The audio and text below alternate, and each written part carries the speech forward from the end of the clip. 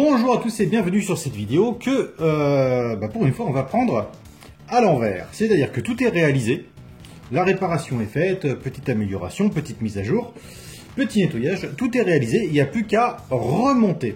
On s'attaque donc aujourd'hui à un cadeau de Bird qui est tout simplement une Roland TR626, donc c'est une boîte à rythme.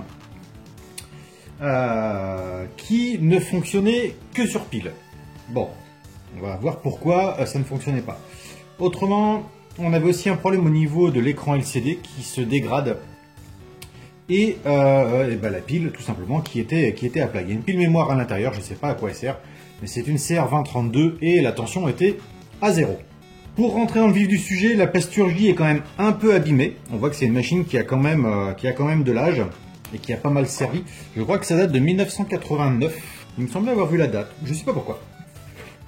Bon bref, j'ai nettoyé donc toute la partie plastique sans trop insister pour ne pas risquer en fait de rayer le plastique, hein, parce que c'est un peu comme les Amiga, hein, c'est pas parfaitement lisse, c'est légèrement granuleux. Donc pour ça, j'ai utilisé une éponge magique Monsieur Propre. Pour ce qui est de la plasturgie, tout va bien. Au niveau des contacts, c'était sale. Bon, j'ai tout simplement nettoyé ça avec du produit vaisselle. Pas besoin de mettre de produit par-dessus. Ensuite, le stock de touches. Bon, voilà, pareil. Éponge magique, produit vaisselle, dégraissant. Pour ce qui est des touches blanches, malheureusement, elles ont la même maladie que les Amiga, c'est-à-dire qu'elles jaunissent. Hors de question de faire un rétro bright. Là, on laisse la machine dans son jus. Pour ce qui est de l'écran LCD, on peut voir qu'il a une espèce de tache ovale. Et malheureusement, c'est pas le film sur le dessus. On dirait que ça vient de l'intercouche. Alors, je vais pas y toucher parce qu'il fonctionne. Esthétiquement, c'est pas terrible, mais il fonctionne. Après, on peut en acheter un neuf pour 55 €, frais de port compris. Mais ne connaissant pas la valeur de cette machine, est-ce que ça vaut le coup d'investir 55 € dans un écran, sachant que c'est purement esthétique? Ça se discute. Pour le moment, je vais laisser comme ça. Pour ce qui est du boîtier de pile, il est un peu sale, mais rien de méchant. La connectique est en bon état, donc je n'y touche pas. Au niveau de la PCB clavier, elle est super propre. Donc là, un coup de chiffon, un peu de dégraissant, rien à faire. Et c'est ici qu'a été fait le plus gros travail. Donc d'origine ici, comme on peut le voir sur les photos, il y a une pile CR2032 qui est à 0,02 mV, un truc comme ça. Je pense qu'elle est d'époque. Donc histoire de résoudre le problème, je l'ai montée sur support avec une 2032 neuve. Comme ça, je pense que dans 30 ans, quand j'aurai besoin de la changer, ce sera beaucoup plus simple. Autre souci...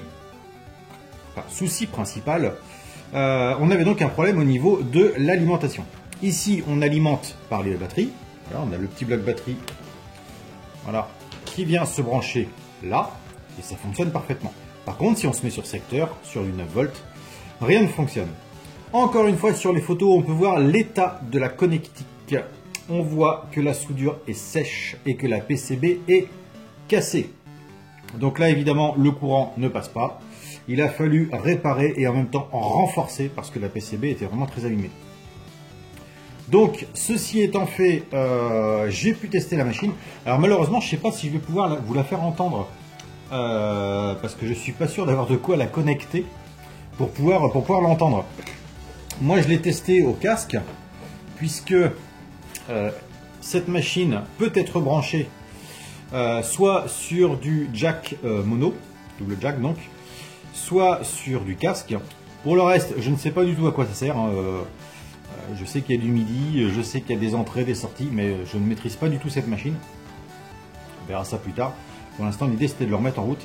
Donc, pour ce qui est de vous le faire entendre, eh bien, il faudra que je trouve un moyen de connecter cette machine sur mon ensemble hi-fi. Je pense que c'est là où on aura le meilleur résultat. Allez, on va commencer par le commencement, c'est-à-dire remonter le clavier. Je ne vais pas vous le filmer, on se retrouve dès que tout est assemblé. Le clavier étant remonté, on va s'attaquer à la partie écran. Donc on va retirer mes vilaines traces de doigts. Hop, avec une chiffonnette. Ensuite, on va positionner. Alors, on va d'abord bien nettoyer aussi l'écran. C'est vraiment dommage qu'il ait ces petites taches. Et on va le positionner dans le bon sens sur la carte. Voilà. Et on remet les petites vis.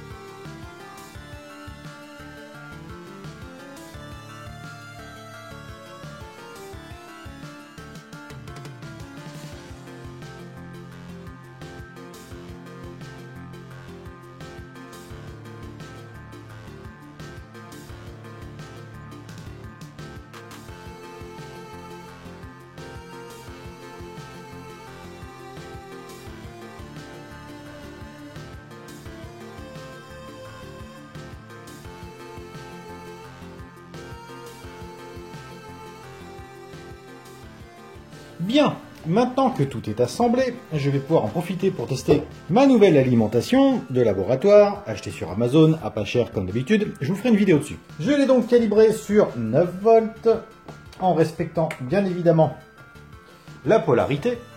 Je la mets sous tension. Je l'ai réglé sur 9 volts, c'est relativement précis. C'est pas précis à 100%, il y a une petite tolérance d'erreur, mais franchement, je ne m'en plains pas. Je mets sous tension. On ne le voit pas, mais la LED s'est allumée. Alors c'est pas facile de vous montrer l'écriture de l'écran LCD, c'est dur à filmer, mais ça fonctionne. Je vais essayer de faire varier un petit peu, si c'est possible. Bon, on voit le 96 qui a changé. Je sais pas du tout comment ça marche. Je sais comment ça se démarre, je sais comment ça se met en route, mais je sais pas comment ça marche. Bon, et étant donné que je n'ai rien d'autre que mon casque pour vous le faire écouter, peut-être qu'on fera une vidéo un peu plus poussée là-dessus, mais je sais pas, je saurais pas trop quoi faire.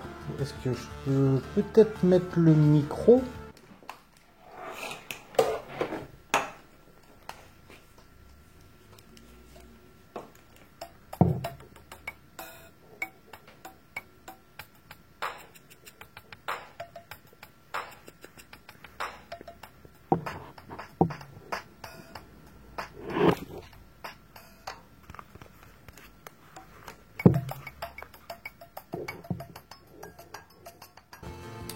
Bien, voilà ce qu'a donné la réparation et petite restauration de cette machine. Bon là, elle fonctionne parfaitement, elle fonctionne sur secteur, sur pile.